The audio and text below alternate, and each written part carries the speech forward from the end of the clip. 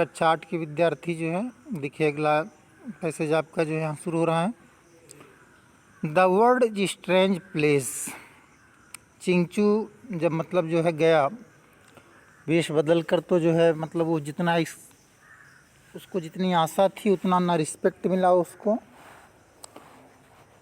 तो उसने देखिए आगे लिखा है, मतलब वो बच्चे भी जो है उसको पत्थर मारते थे जिनको कि वो कभी जो है मिठाइयों का पैकेट बांटा करता था।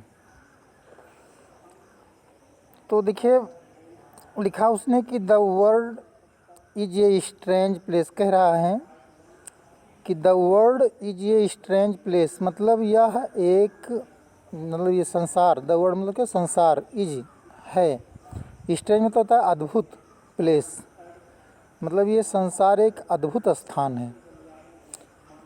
आगे देखिए क्या, थॉट चिंचू, चिंचू ने सोचा, क्या सोचा, चिंचू ने सोचा कि संसार जो है एक अद्भुत स्थान है। पीपुल ओनली रिस्पेक्ट, पीपुल मतलब लोग, ओनली मतलब सिर्फ या केवल, रिस्पेक्ट मतलब सम्मान करते हैं, फेम एंड वेल्थ, लोग केवल जो है प्रसिद्धि और धन का सम्मान करते हैं। They have own concern or respect for humanity. They have own concern मतलब उनका खुद का संबंध होता है, मतलब वो खुद जो है उससे संबंध रखते हैं, आर रिस्पेक्ट या सम्मान करते हैं, फॉर ह्यूमनिटी मतलब मानवता के लिए जो है वो एक खुद उससे संबंध या ताल्लुक़, खुद संबंध या ताल्लुक़ रखते हैं और उसका सम्मान करते हैं, लेकिन सिर्फ उसी के लिए जिसके पास प्रसिद्धि और धन होता है। He went from street to street मतलब वो गली गली से होकर गया। फ्राम विलेज टू विलेज गांव गांव गया या गांव से गांव गया। At least he came across A small हट, और एट लीस्ट मतलब होगा अंत में, ही केम अक्रॉस मतलब वो आया या आ पहुंचा, ये स्मॉल हट एक छोटी सी झोपड़ी में। He went up to the door and called out, वह दरवाजे पर गया। He went up to the door, वह दरवाजे पर गया, एंड कॉल्ड आउट और पुकारा।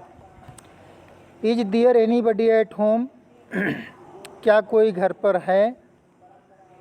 फॉर सम टाइम कुछ समय तक, नो वन केम आउट कुछ समय तक कोई भी, फॉर सम टाइम मतलब कुछ समय तक, नो वन मतलब कोई नहीं, केम आउट बाहर आया, तो कुछ समय तक कोई बाहर नहीं आया।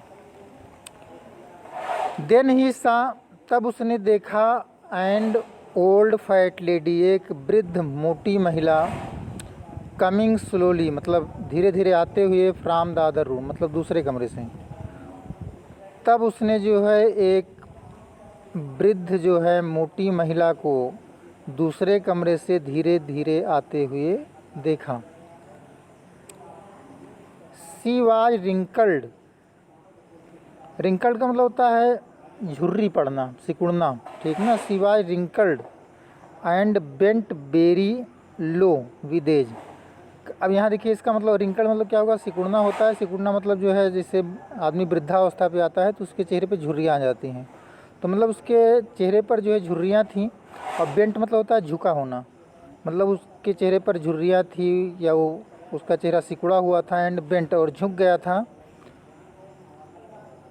वेरी लो बहुत नीचे, उसका चेहरा जो है उस मतलब वो झुकी हुई थी, अर्थात जो उसकी बॉडी जो उसका शरीर जो है झुका हुआ था बहुत नीचे।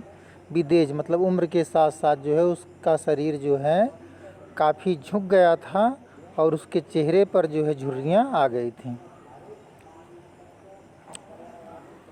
व्हाट इज़ इट माई सन, उसने कहा यह क्या है मेरे बेटे।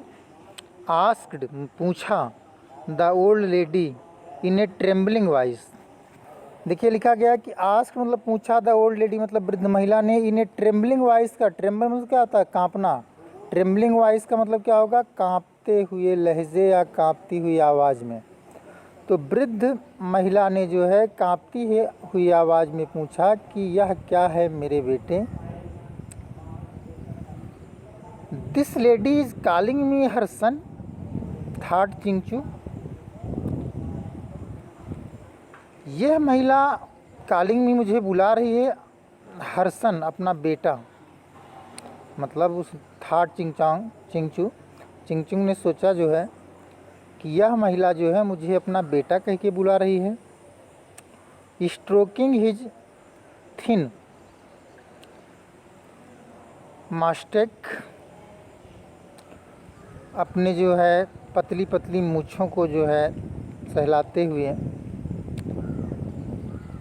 ही ग्रीटेड हर, ही मतलब उसने, अर्थात किसने, चिंचू ने, ग्रीटेड मतलब सत्कार किया, हर उसका, विद ए स्माइल मतलब जो है एक मुस्कुराहट के साथ उसका अभिवादन किया। एंड सेड, और कहा, माई डियर लेडी, मेरी प्रिय महिला, या आप यहाँ माँ भी कह सकते हैं क्योंकि सेंस उसका माँ ही आ रहा है क्योंकि वृद्ध महिला थी। तो डियर लेडी मतलब वृद्ध महिला। I am a poor man, कह रहा है कि मैं एक गरीब व्यक्ति हूँ। I have walked for miles and miles मतलब मैं मीलों मील, कई मील जो है चल चुका हूँ। And I feel very hungry, और मुझे बहुत भूख लगी है। फील मतलब महसूस करना होता है, हंग्री मतलब भूखा, मतलब मैं बहुत भूखा महसूस कर रहा हूँ या मुझे बहुत भूख लगी है। Can you spare me something to eat, क्या कैन यू स्पेयर मतलब स्पेयर मतलब देना होगा यहाँ पे, मी मुझे, समथिंग मतलब कुछ, टू ईट मतलब खाने के लिए, क्या आप मुझे कुछ खाने के लिए दे सकती हैं।